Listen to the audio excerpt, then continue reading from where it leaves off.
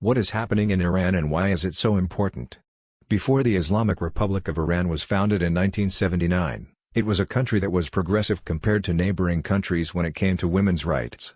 The last Shah, Mohammad Reza Pahlavi, had implemented a policy of modernization and Western accommodation that sparked widespread discontent and helped launch the Islamic Revolution. The Islamic Republic of Iran was founded following a popular revolution that overthrew the Pahlavi dynasty, which had ruled the country since 1925. Ayatollah Ruhollah Khomeini became the country's supreme leader, imposing strict Islamic laws and repressing political opponents and personal freedoms. In the years following the revolution, women in Iran faced increased repression, including the mandatory hijab law, which required women to cover their heads in public. This oppression has continued for decades until now, in September 2022. When 22-year-old Kurdish woman Gina Mahsa Amini was murdered in police custody after being arrested for allegedly wearing her hijab improperly. Gina was born in Saqqez in the Kurdish part of Iran. Her death sparked widespread protests that started in Kurdish towns but quickly spread across the country, with people demanding an end to the Islamic Republic and its oppressive policies.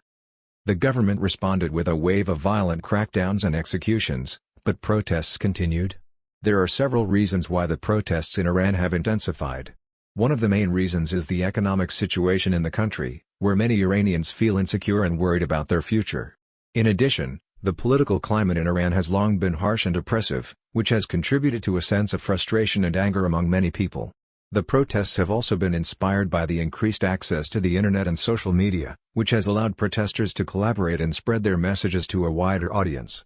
Despite the harsh response from the government, the protests have continued to escalate around the world, and protesters hope it will lead to a change in the political structure of the country.